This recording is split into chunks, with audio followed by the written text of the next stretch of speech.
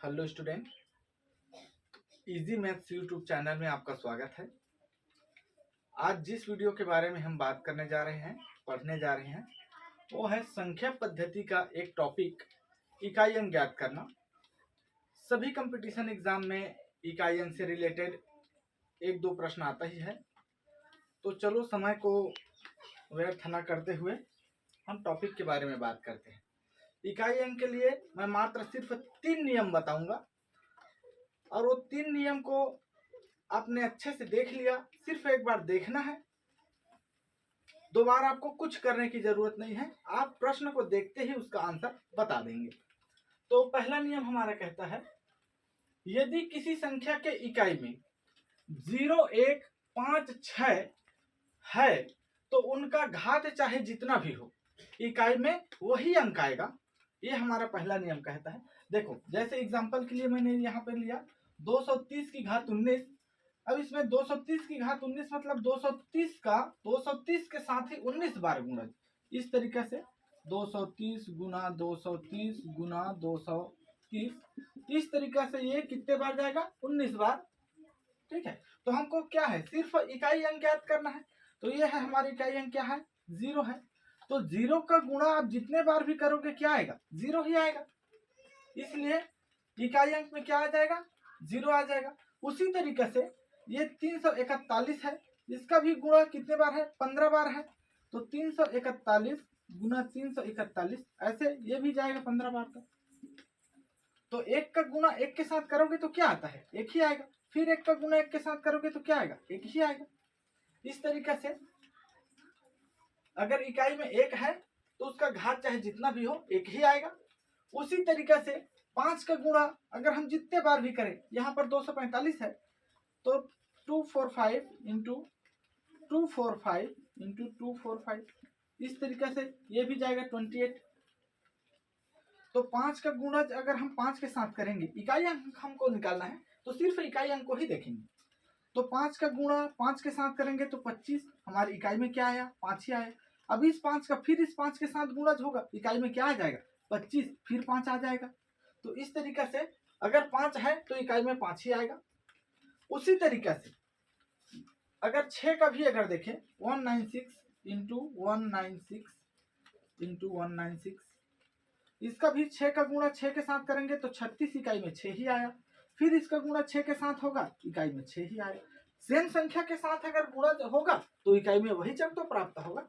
इसलिए हमारा पहला नियम कहता है, कहीं पर भी देखो अगर उस संख्या में यदि इकाई अंक 0, 1, 5 और 6 है तो आंख बंद करके जो रहेगा उसी को टिक लगा देना, वही उसका आंसर रहेगा। ठीक है, तो देखते हैं हमारा दूसरा नियम कहता है, यदि किसी संख्या की इकाई में 4 है और उनकी घात अगर विषम होने पर इकाई में 4 आएगा और उनकी घात जो है सम होने पर इकाई में 6 आएगा।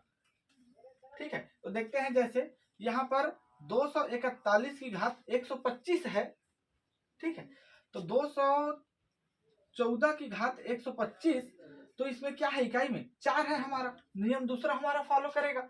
तो इनकी ये घात क्या है? 125। 125 क्या है? सम है कि विषम है? तो ये क्या है? विषम है। तो विषम होने पर क्या आएगा? इकाई में 4 आएगा। तो देखो क्या है, तो हम 4 का गुणज 4 गुना 4 गुना 4 गुना 4 गुना 4, ऐसे ये इकाई को हमको निकालना है ना, इसलिए ये कितने बार जाएगा?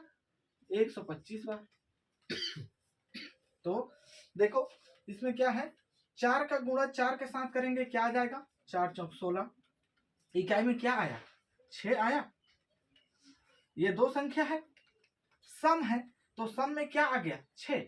लेकिन अब इसका गुणा इसके साथ, ये 6 का गुणा अब किसके साथ होगा? इकाई का, ये 4 के साथ। तो क्या हो जाएगा? 6 चौका 24। ठीक, तो ये कितना संख्या हुआ? 1, 2 एंड 3। तो ये 1 और 2 ये सम संख्या हुआ, दो संख्या, और ये विषम तीसरा संख्या। तो तीसरा संख्या में क्या हुआ? 4 आया विषम में, और सम में कितना आया? 6। वैसे अब इसका गुणा फिर 4 के साथ अगर हम करेंगे, आगे बढ़ेंगे, तो फिर क्या आ जाएगा? 4 चौक 16, फिर क्या आ जाएगा? विषम में क्या आ जाएगा? ये सम संख्या हुआ, फिर चौथा नंबर का, तो क्या आ जाएगा यहाँ पर? 6। तो वही बात तो है, ये जितने बार भी, अब इसका फिर आगे अगर इसके साथ गुणज करोगे तो क्या आ जाएगा, फिर 24 आ जाएगा, तो फिर क्या आ जाएगा इकाई में 4 आ जाएगा, ये 5वें नंबर का विषम।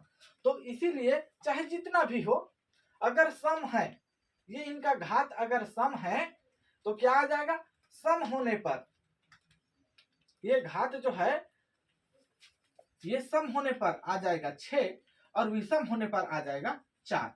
तो सिर्फ आप देखना कि इकाई में 4 अगर है और उनकी घात सम है या विषम है, अगर कहीं विषम रहेगा तो सीधे सीधे आप लगाना 4 और सम रहेगा तो लगाना 6।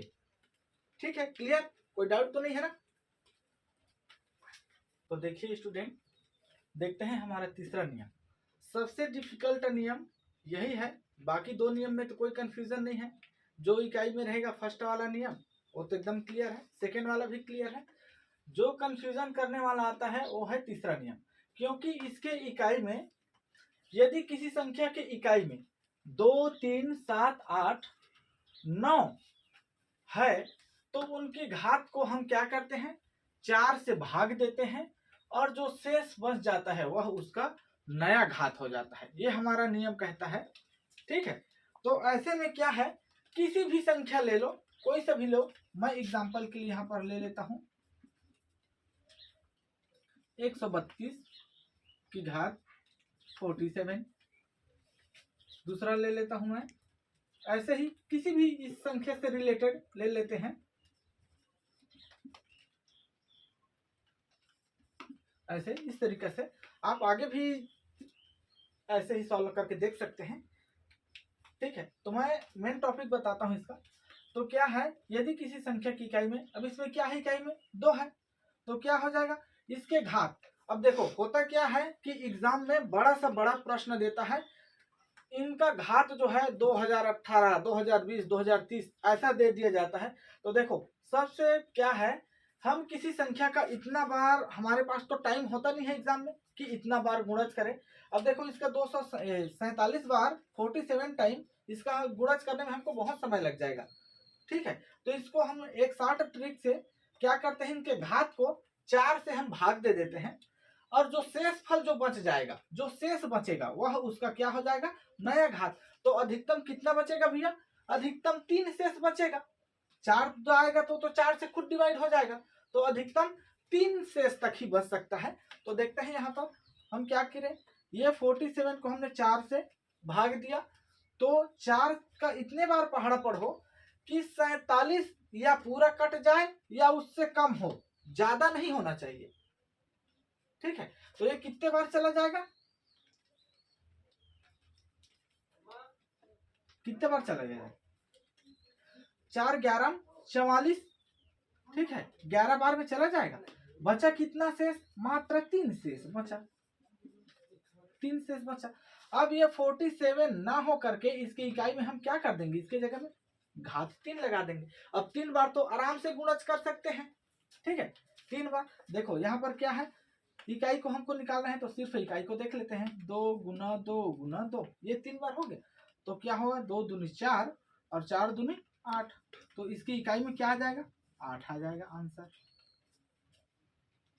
ठीक है, इसी तरीके से ये 143 की घात 25 है, इसको 25 बार गुणज न करके हम क्या कर देंगे, इसको भी 4 बार 4 से भाग दे देंगे। तो 4 से भाग देंगे तो क्या हो जाएगा,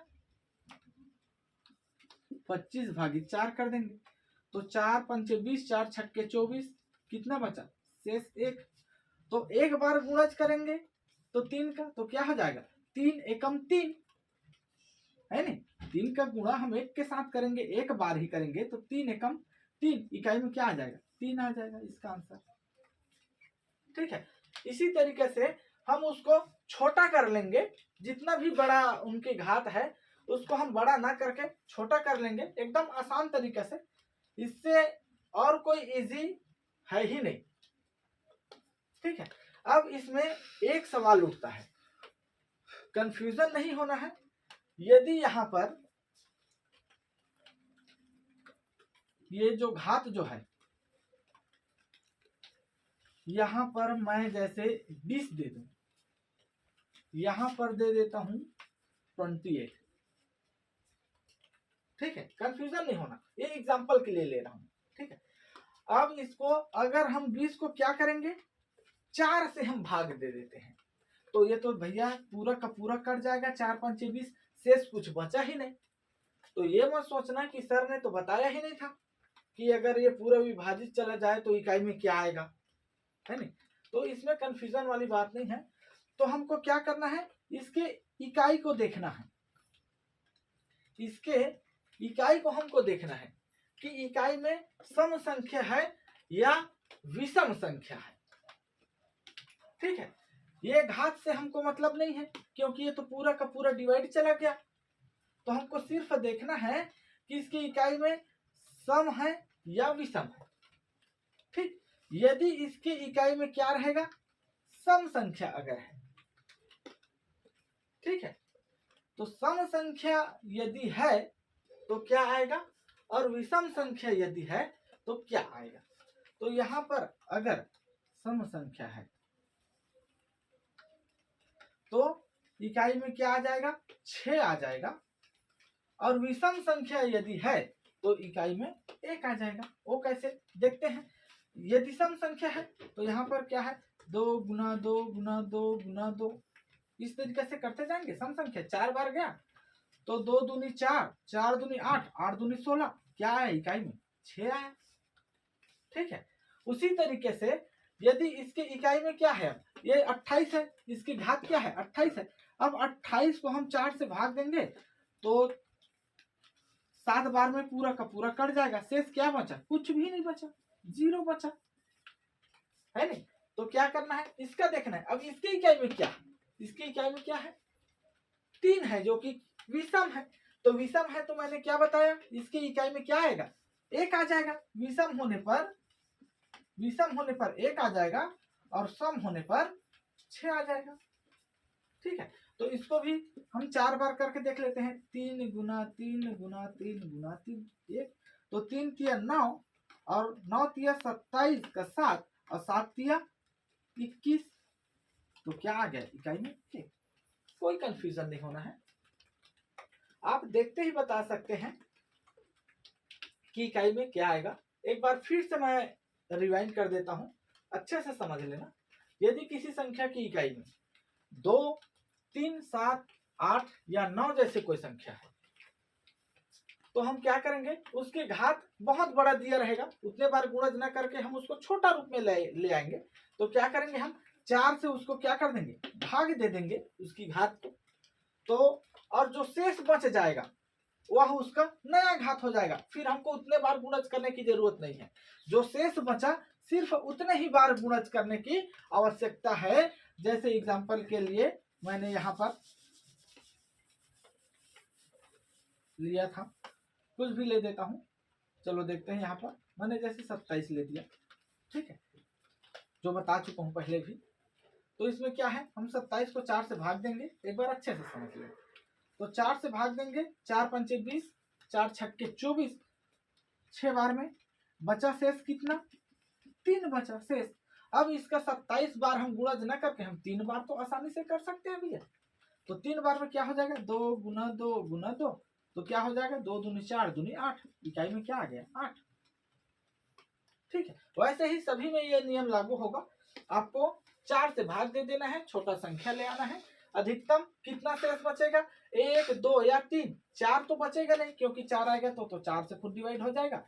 तो 4 से अगर पूरा का पूरा अगर वो डिवाइड हो जाता है तो याद करना हमारा वो वाला नियम, लास्ट नियम याद करना कि इसके इकाई में क्या है। फिर संख्या की इकाई को देखेंगे कि सम है या विषम है नहीं। तो क्या हो जाएगा, अगर विषम है संख्या इसमें से, जैसे 3 7 या 9 है संख्या, तो ये क्या है, विषम है। तो ये संख्या अगर है तो क्या हो जाएगा, उसके इकाई में 1 हो जाएगा। और अगर कहीं सम है तो इकाई में क्या हो जाएगा, 6 हो जाएगा। तो कोई प्रकार का कंफ्यूजन नहीं होना चाहिए। आशा करता हूं कि अच्छे से समझ आ गया होगा इकाई ज्ञात करना। अगर कोई प्रकार का थोड़ा सा भी कंफ्यूजन हो तो एक बार फिर से इस वीडियो को स्टार्टिंग से देखना। दूसरे बार देखने के बाद आपको तीसरे बार देखने की जरूरत नहीं है। और ऐसे ही वीडियो देखने के लिए हमारे इजी मैथ्स यूट्यूब चैनल में बने रहिए। अच्छा लगा वीडियो तो लाइक शेयर और सब्सक्राइब करिए।